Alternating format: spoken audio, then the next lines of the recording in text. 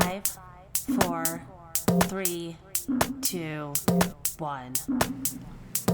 It's time to count down reality TV's most talked about moments with Amanda Bella.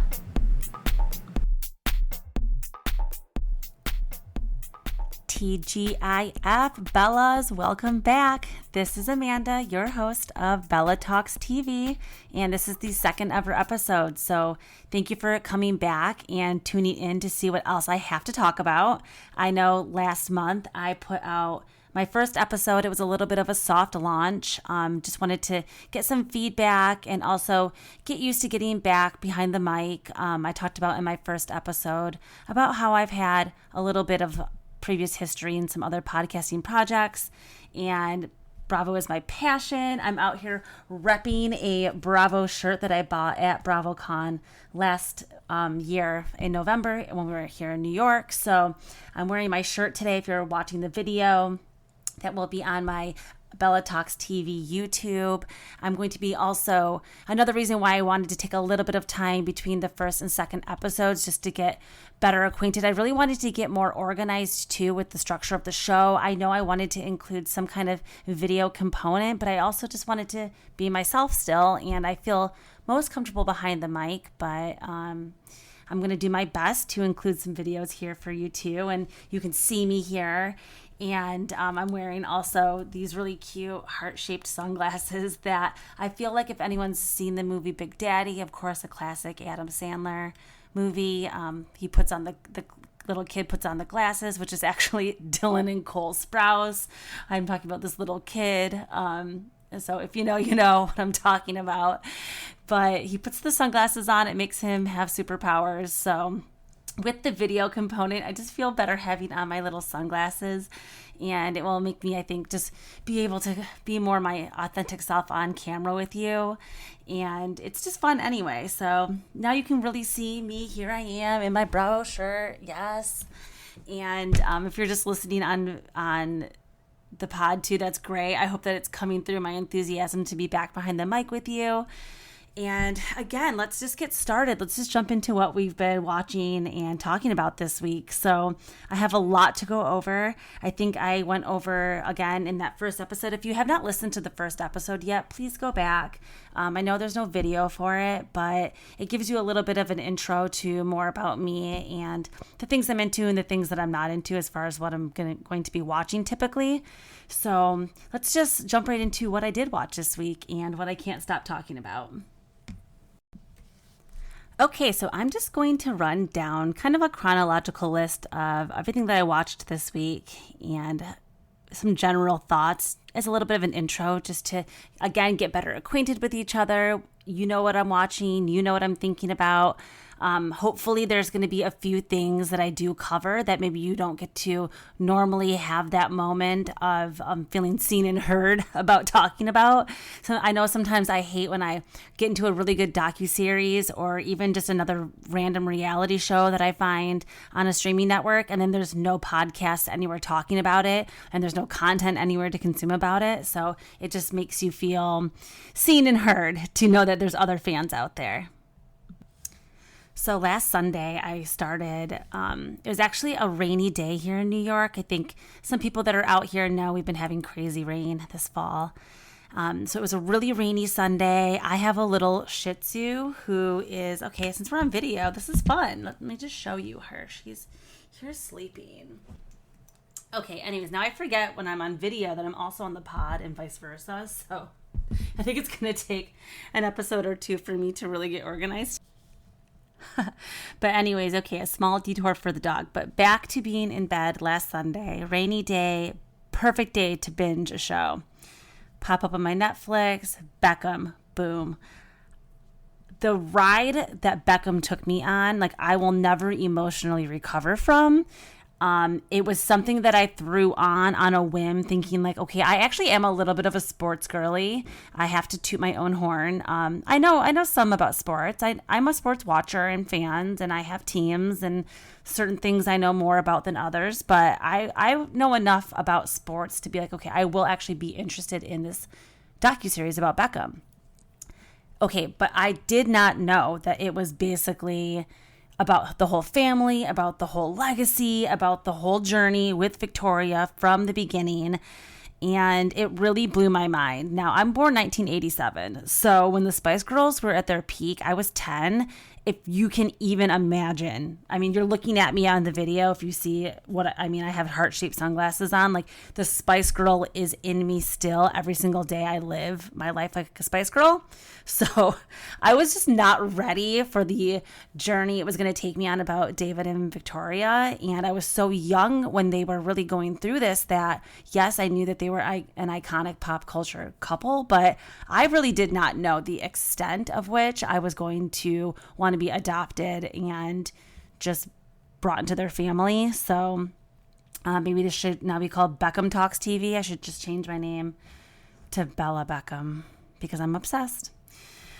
But I blew through every episode Sunday. I didn't even stop to take a breath. It was one of the most amazing pieces of film I've ever seen. So please, if you haven't gone and seen it yet, go watch Beckham. You're going to learn things about soccer, about football, if you will, about the pitch. Oh yeah, I know all the words now. I'm basically a World Cup footballer fan now. So, which is the equivalent of all of the Taylor Swift fans who are now Chiefs fans. So, hey, whatever it takes, everything for all of the cultures to meld and sports, pop culture coming together. I'm loving it. So moving on to Real Houses of New York, that came up next. I watched that on Sunday night also. I personally loved this season, being in New York. I was so happy to see the city represented on my screen again. I'm living for every minute of the show. Unfortunately, I'm just not. You can go back on record seeing that the night of the Roni premiere, I was so into Sai. I was like, this girl is going to blow all of our minds and really bring such a different type of housewife to our screen. But no, she's not, unfortunately. I think she really let us all down. Now, I'm not going to give up. I never give up. And I also never really sway the pendulum too far one way. I may dislike somebody one week. I may like them the next week. I try to give everybody a chance to redeem themselves and show their integrity in the end, no matter how they may act in the beginning of the season. So we'll see how she comes through in the reunion. I'm very curious if I could see her like quitting the show.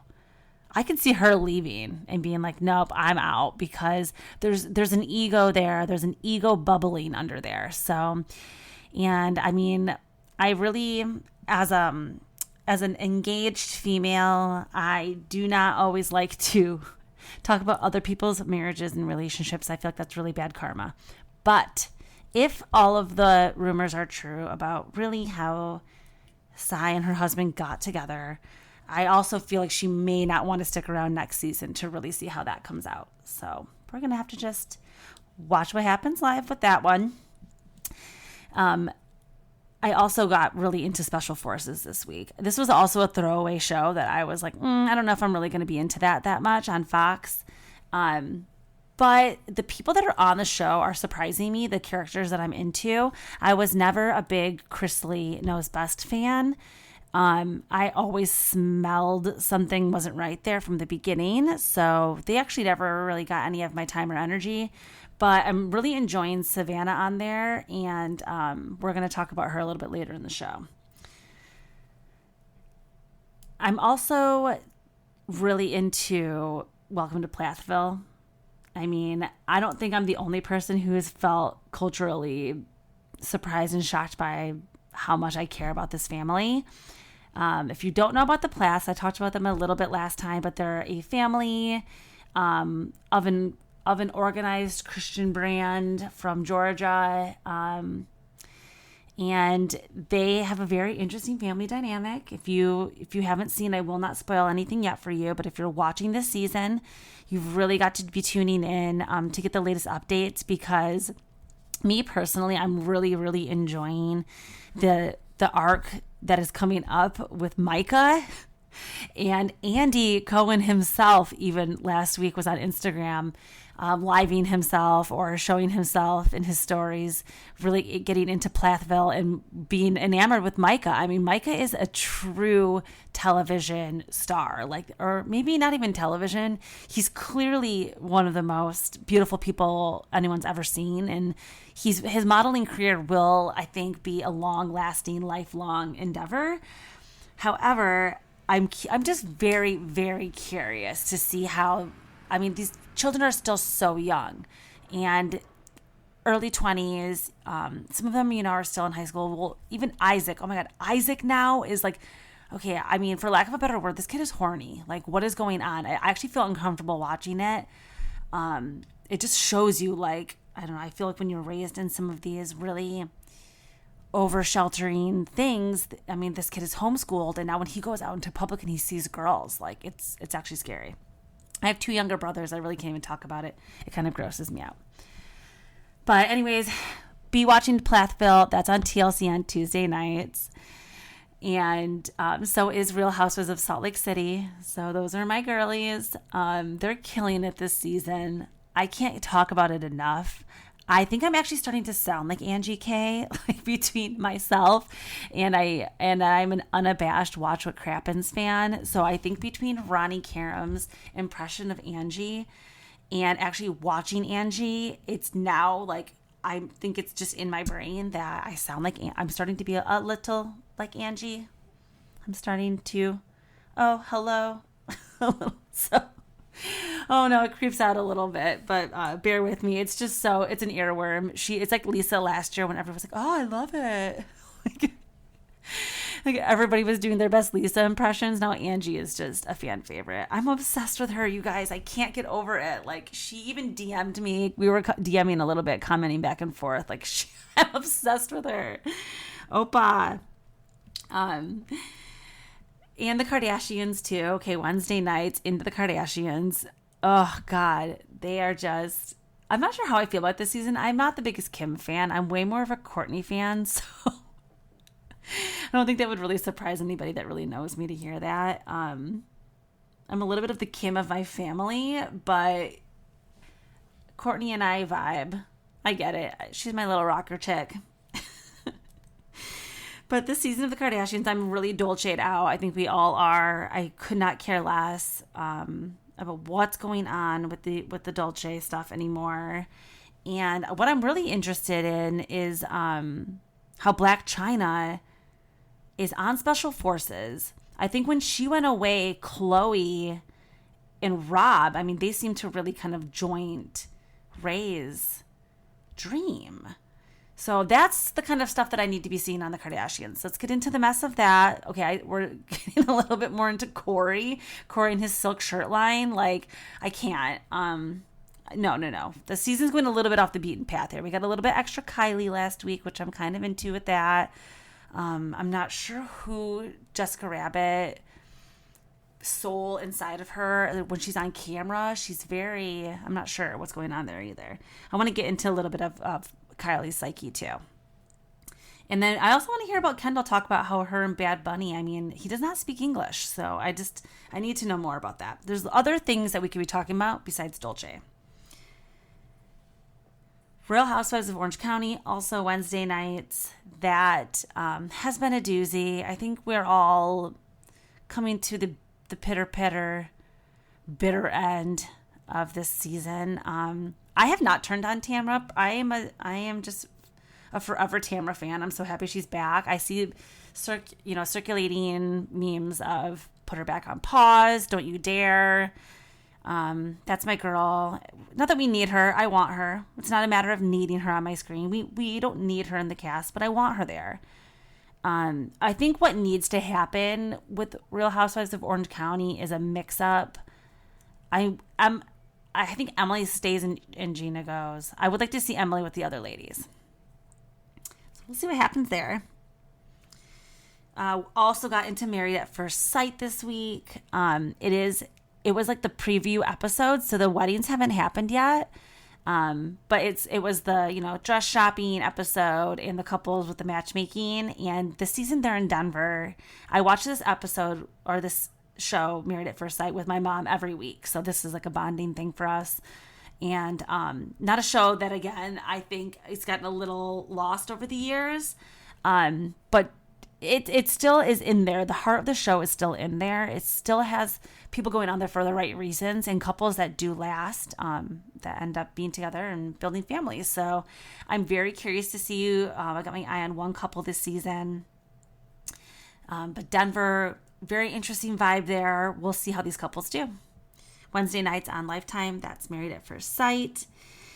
And then last night, Thursday nights are a big fall TV night this year. I can't believe what's going on Thursday nights. We have Southern Charm, Jersey Shore, The Golden Bachelor, and Love is Blind. Technically comes out Friday mornings, but if you're a freak like me, you stay up till midnight and you watch.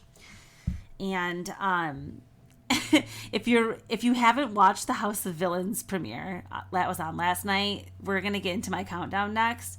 But I just wanted to give a brief rundown of everything I did watch this week, just in case we don't get to talk about everything in the countdown. You got a good roundup of everything I was tuning into, and just a couple of small opinions about things that I'm thinking about what's going on. But okay, so getting back to the structure of the show, I gotta reel it back in here. I could talk about just that stuff forever. I'm trying to keep this show to under 30 minutes each week, so we're already at 16. I better get it moving. So the next thing I want to talk about is the LOL and the OMG of the week. So I talked about a little bit of inspiration last week for the pod, which is, the Kardashians and a lot of other families and people on TV watch and use this, is the peak in the pit or the rose and the thorn of the week. Well, I'm doing the LOL and the OMG of the week. A couple of moments, the moment that made me laugh till I cried, and then the moment that had my jaw on the floor, like I could not believe what I was watching, OMG. So let's get into that next, because even though I haven't recorded in a few weeks, I have so many things from just this week alone to get into. So forgive me if these aren't things that were on this week's shows, but if they were in the last 2 weeks or whatever, they're obviously still on my mind, these moments. So let's talk about it. Okay, moving into my LOL of the week. It was actually really hard to choose. So many of these shows, like I said, Welcome to Plathville, that was a really close second for me, because there's a lot of wacky storylines going on over there that are making me really laugh, like in that guttural. It's really a show unlike I've ever seen, but I have to go with what I'm trying to come back to with the element of this show is really some of the most talked about moments. So not just the moments that I thought were really funny, even though my opinion, this whole show is just my opinion. But when I rank my countdown, I'm like, oh, the top 5 moments. It's really just what I've seen online the most of the week. The things I've heard about other podcasts talk about the most throughout the week on the news and stuff. It's really like just me gathering a little bit of data and putting it together. But this isn't a scientific countdown. I'm not like counting tweets to see, how many tweets did they talk about Real Housewives of Orange County versus New York. No, it's just an opinion show. It's my opinion. Oh, I love Tamra. Okay, so anyways, do not put her back on pause, Andy. I know everyone's like, oh my God, she talked back to him at the reunion. Get over it. Okay, so back to my LOL of the week. My real LOL moment was the whole situation with Real Housewives of New York. So Jessel specifically going about Abe and being like, Abe, when's the last time you took a shit? I don't care. Like, that line was really delivered. You can just tell, like, some of these other housewives have their trusty followers sending them lines to say, and maybe their glam or whoever is feeding them things to say in their confessionals and online and tweets. But you can just tell Jessel really just says whatever the hell she's thinking, and it just comes straight off the tongue, and I'm obsessed with her. And I think we're all tank tops now, including Z-Way, which if you didn't see the Watch What Happens Live with Mary Cosby, please go watch. I think that also changed my DNA as a person. But my true, yes, LOL moment, that whole situation, wrapping in not only Jessel's response and being like, why does Abe care so much? And like, I don't care about what they're doing. But also touching on the fact that Pavitt really had receipts this week. Like, he actually did a full video, I think a reel or something, or a TikTok, from, if you don't follow him, his his Instagram is good. I do follow him. It's like at the Wingman, like chicken wing. So the Wingman, he went online and he really proved he got the receipts. He pulled it up. He did a little screenshot video of him showing how the mileage runs work and him showing the ticket usage and the dates. And I mean, to me, that really, you can't really rebuttal that. That's why I think Silik might not come back next season. Mark my words. We'll see. But that whole moment and him being like, I'm going to get a bond me. Like, okay, you're trying to catch me in something, but like, you're not going to. That just really had me laughing. They're iconic. And my OMG moment, it's so crazy to go in such polar opposites here because I went from laughing, loving life, like being like, the show is amazing. And then this is why I watch TV, to being like, I should never watch TV again. And what the hell am I watching? I'm scarred for life over on Special Forces. So I talked a little bit about how I never was a big Chrisley person. For whatever reason, I never got bit by the Chrisley bug. So I guess it's a good thing now because they're in prison. And I'm kind of glad I never stanned them. But Savannah's on the show now. If you aren't familiar, her parents just went to prison and now she has custody of her 10-year-old and 17-year-old brothers, I believe brother and sister brothers. And she goes on Special Forces, and apparently heights are not her thing. She really came in guns a-blazing into the show. I thought she did phenomenally in the first couple bits of the show. Then all of a sudden they had to do this challenge where they run rappelling.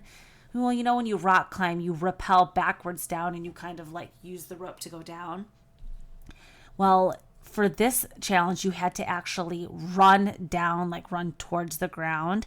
Well, as soon as Savannah was into the harness and facing down the ground, she started throwing up like violently out her nose. It just looked like it was coming out of every pore, and just seeing it happen. And then she actually completes the challenge, which I think I would have she actually got down and she looked at everybody and was like, did you just see my puke? Like, that's mortifying, not only on television, but it must have just hurt so bad and felt so disgusting. And they're in like freezing cold temperatures, and I'm not sure what country they're in, maybe New Zealand. Oh my God, this is the whole situation. OMG. Ugh.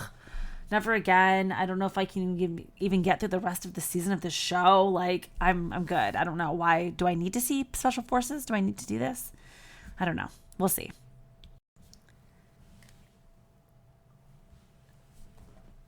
And now we've made it to my top 5 most talked about reality TV moments of the week. And like I said, this is just my opinion, but every week I'm just doing my best, guys, to compile a list of some of the crazy shit that we've all seen and had to endure together this week. We're all trauma bonded from these reality TV show episode moments. So let's just talk about a couple of crazy things that we saw this week. So my number 5 moment of the week is from Married at First Sight. So it's actually a part of the teaser for next week. But on this matchmaking episode they did for this Denver season that's premiering, again, you guys, Lifetime, Wednesday nights, Married at First Sight. If you're a fan of Love is Blind, if you're a fan of The Bachelor, I mean, any of these dating reality shows, you have got to be watching Married at First Sight. They see each other for the first time at the altar. It's like Love is Blind on steroids. It's like Love is Blind on crack. These people are getting married as soon as they see each other for the first time and moving in together, going on honeymoons. You have got to be watching this show. So this season, the couples are in Denver, and they just, every episode or every season, there's an episode about matchmaking, and they kind of give you an insight into the couples before you meet them when they're all getting married next week. So they actually show a teaser for the season. So spoiler alert, but not really a spoiler alert, that one of the couples for the first time ever in Married at First season history, which I think is 16 seasons, a couple does not get married. A couple at the altar will see each other, and it looks like the girl decides to not do it. Now, I have thoughts, and it's tough. It's like you have to go into this experiment full in, all in. Like, you cannot half this. So you have to be willing, no matter what they look like, to be trusting the experts, be trusting that you are matched with this person for a reason. And, you know, they are expertly matchmaked. So you have to just believe that looks are not a factor here. Physical chemistry, yes, absolutely. But that's why they go on a honeymoon together. They're going to find out if they're attracted to each other. But as of right now, it does not look good. And it seems like it was confirmed, actually, that this couple does not get married. So I want to say my initial reaction is like, how fucking rude. Like, you are going to go through this experiment. You're going to play with somebody. I mean, there's two people in this experiment. This guy is going to get rejected and probably traumatized for life from this. So I don't know how I feel. Very controversial. I can't stop talking about it. I have to wait a whole week to find out what happens. So tune in with me, please. Married at First Sight Denver, season 16. Don't quote me. I think that's it.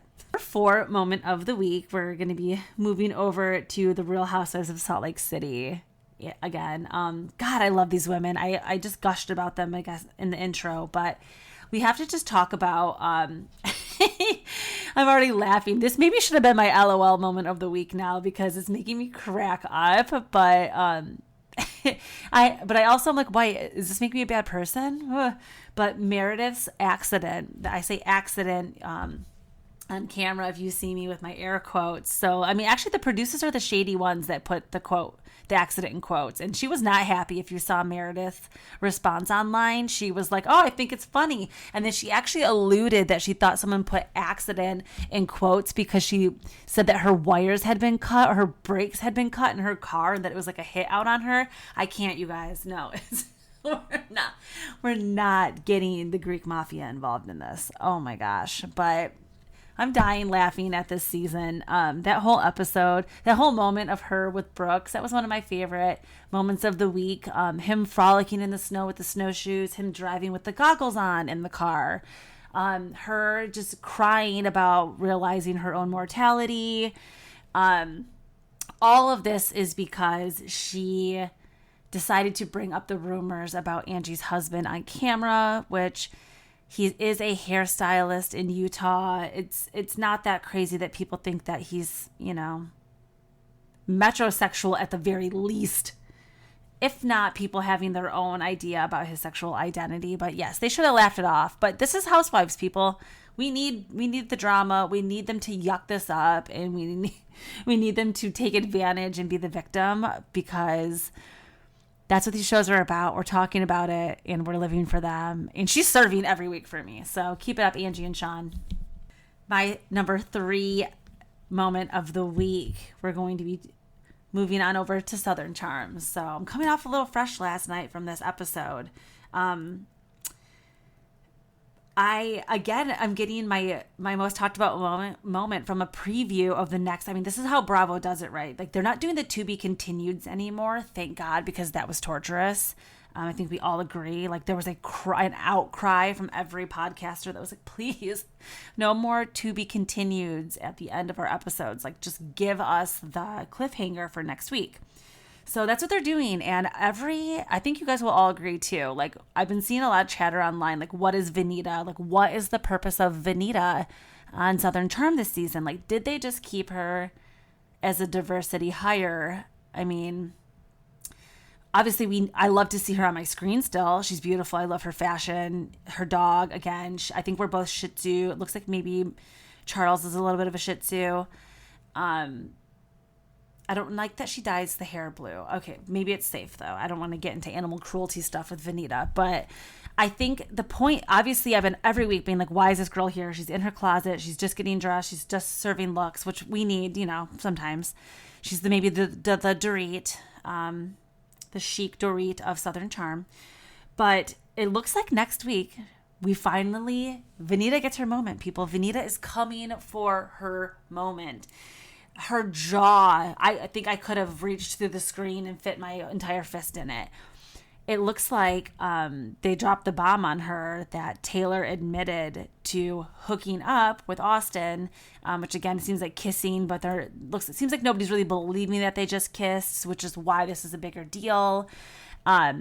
But the fact that it's been admitted, Olivia's been told, and it's out there now, it seems like there's, oh no.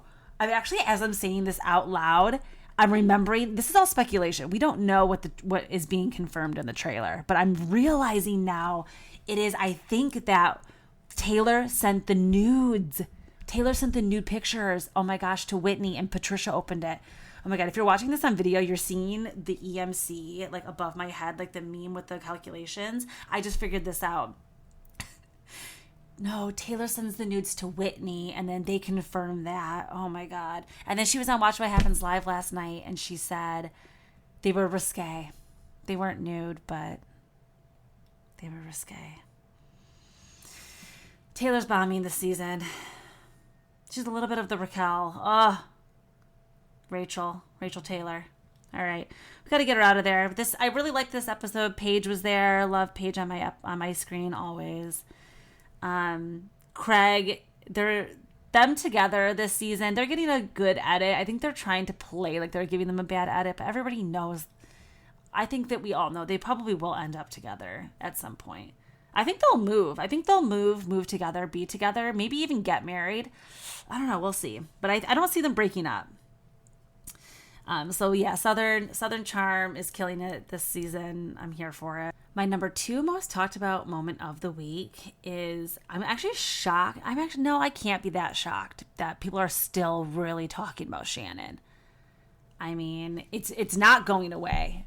I don't think she has PR. Well, how do you even get out of this if you have PR?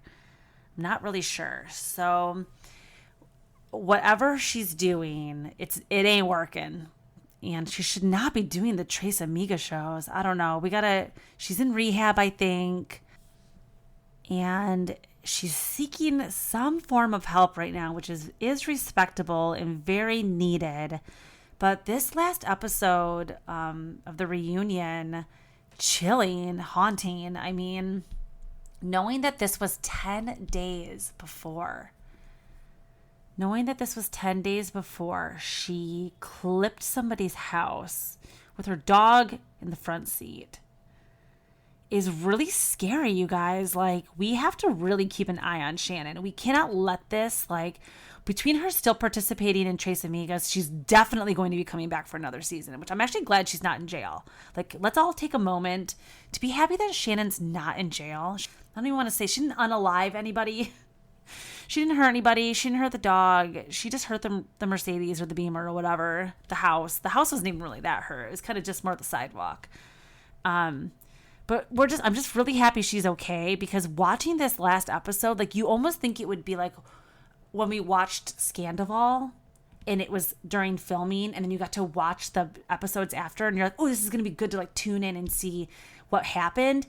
No, this isn't giving me that feeling. This is giving me bad vibes. So I'm really hoping that Shannon is truly taking whatever help she's getting seriously, and that she comes back for a amazing season. What are we moving into? 17, 18 of OC. I hope it's just her best season yet. She comes back, and we've got to get rid of John Jansen. I have to say the John Jansen in the Ryan Bailey voice. John Jansen! Because we have to get rid of him. This is bad. This is toxic. So speaking of villains, let's move on to my number 1 moment of the week. Why did I say that kind of like Meredith? Number of the rumors, the number 1. The number 1 most talked about reality TV moment of the week for me, in my opinion, I can't stop thinking about this, talking about this. I couldn't even sleep last night. Was the House of Villains premiere on E/Bravo. I'm not really sure what's going on there. I think that they just joined together as one now, because it premiered on Bravo. I watched it live on Bravo after Southern Charm last night, but it is definitely an E show. So I'm confused. So let's just talk about every single moment of this show. I couldn't even write down and keep notes of everything that made me laugh, because the entire show is the funniest piece of TV that I've seen in the past, I don't know, year, since COVID, pre-COVID, post-COVID times. I'm putting it out there. The most entertaining, the most I was dying. Every person that walked to the door, every word, every person said that was coming out of their mouth. And specifically, like, I feel like I know every single person in reality TV ever, every character that's ever played. But Bobby Lights, like whoever this Bobby Lights is, I actually did watch Love and Hip Hop. So yeah, we're getting into it. We're moving into House of Villains here. The whole premiere is my number one moment of the week. So we're going to talk about the whole thing here. But my favorite part about Bobby Lights, he's my breakout star of the week. He's my reality TV person that I didn't know existed, that I didn't know I needed in my life. And he's from the Love and Hip Hop Miami branch. And I was a Love and Hip Hop OG fan. I used to watch all of the New York episodes, I went, to jail. I went to prison with Mendeecees. Like, I feel like I went to prison with him. Came back. Like, I was Yandy waiting for my family. I was there for Love and Hip Hop, New York. And then with Atlanta, oh, please don't even get me started. Again, before Bobby Lights, there was Jocelyn Hernandez. Now, if you don't know who Jocelyn Hernandez is, I need you to stop, pause, whatever you're doing, pull the car over, like Danny Pellegrino would say, and go Google Jocelyn Hernandez. God, she is a queen, icon, legend of reality TV. But anyways, this is Atlanta, Stevie J, Mimi, all roads lead back to Bravo. Mimi's ex, Ty, is Drew Sidora's rumored lover. It's truly wild how all roads lead back to Bravo. Bobby Lights comes from this world. He is absolutely hilarious. I never got into Miami. I only watched just the beginning of it, but it was not a branch for me. I just could not get into the people. It was not a universe I could get into. But Bobby Lights, LOL, I'm obsessed with him. He had me laughing every single thing that he was saying that was coming out of his mouth. He is hilarious. So let's just go through everybody that's in the show. The first person to come into the house, though, was Johnny Fairplay from Survivor. I know enough about Survivor to know that he is an icon and a king of his own right. So I'm excited to see him in the house and to learn more about him. The second person that came into the house was Tiffany HBIC New York Pollard. Again, you cannot have you can't have a show about villains without Tiffany Pollard. We love New York. I love New York. She is just one of my favorite people to watch on TV. And she also just seems that she's in a really good place this season. I can't wait. She had me rolling laughing too. When they showed the clip of her when she's like, "You look like Luther Vandross." Oh, her shade is so good. So good. Johnny Bananas comes in, 21 seasons of the challenge. I didn't know that he's been around that long and been doing that much. Interesting to see him on the screen with these people.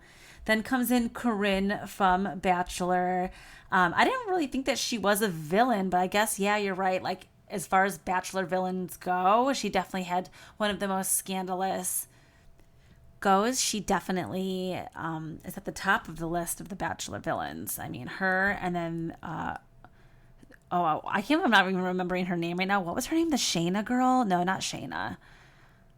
What is the girl from the Bachelor in Paradise that was from Ohio that was recently on these episodes? The blonde girl with the shrimp? No, I can't. She is, I think, one of the worst villains of all time. Shanae. So then Bobby Lights comes in. I'm already a fan.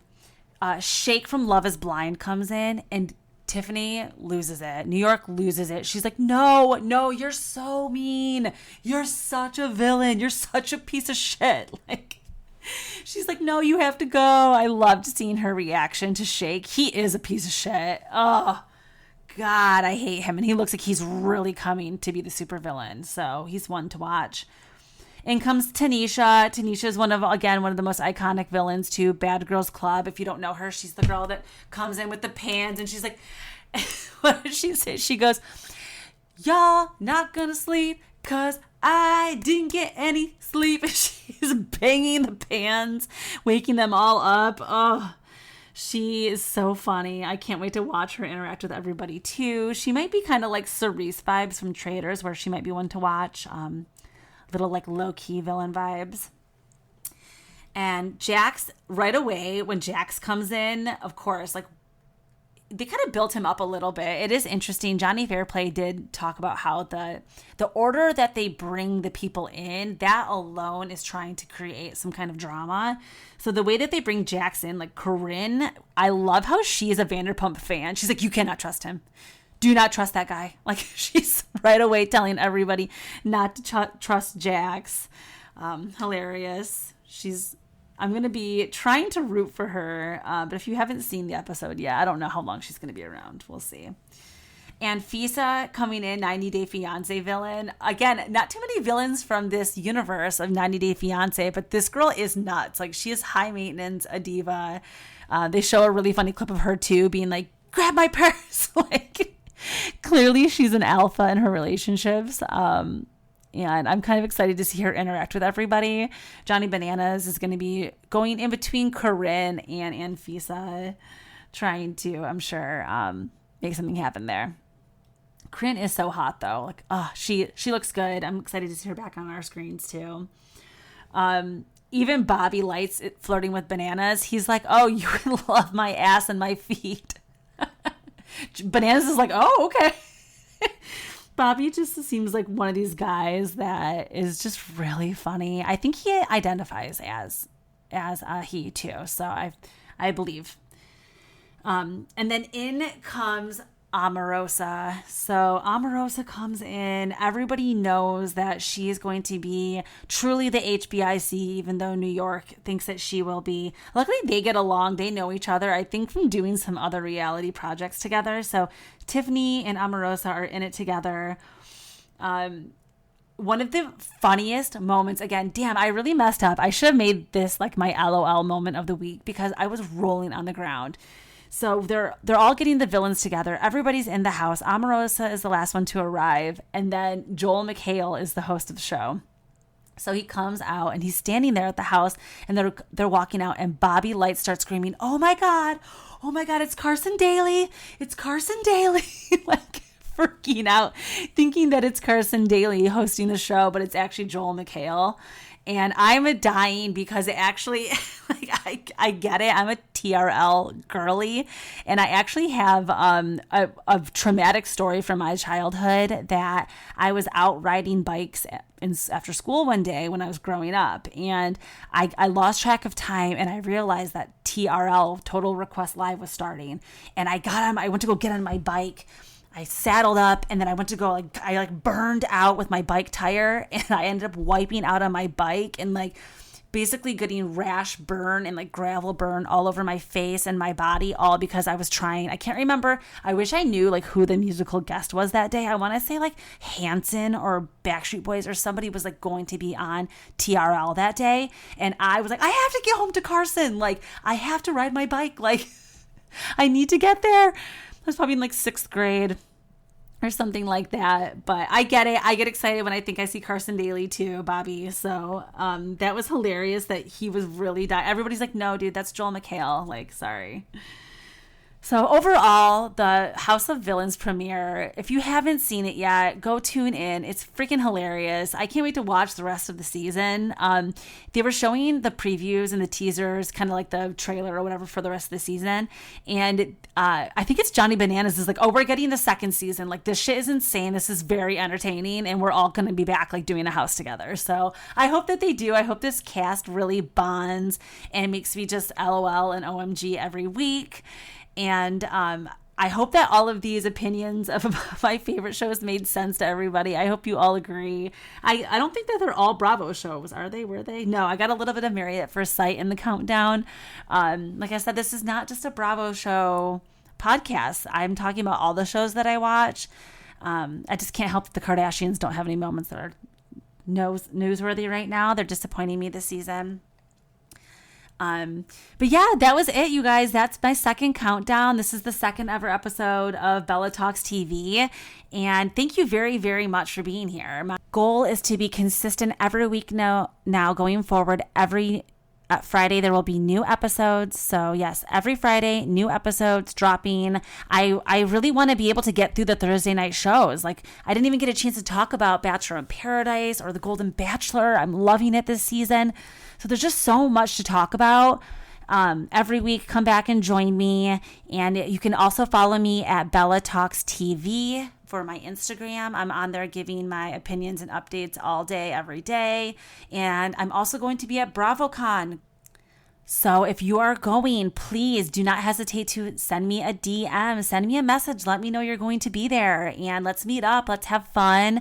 I'm going to a lot of the different events happening and I'm going to be there just mingling with my favorite people ever, which are my sisters and brothers in solidarity of reality TV. So especially the Bravo universe, specifically the Bravo universe. You guys are truly like family to me. So let's all get together and viva la BravoCon. And thanks for joining me again. So have a great weekend, everybody. And I'll see you next week. Ciao, Bellas. Bella Talks TV is created, recorded, and edited by me, Amanda Bella Perio. It would mean the world to me if you could go and leave me a 5-star review as I'm building this new podcast and others can discover me and see your feedback and join in on the weekly conversation with us. Thanks. Love you.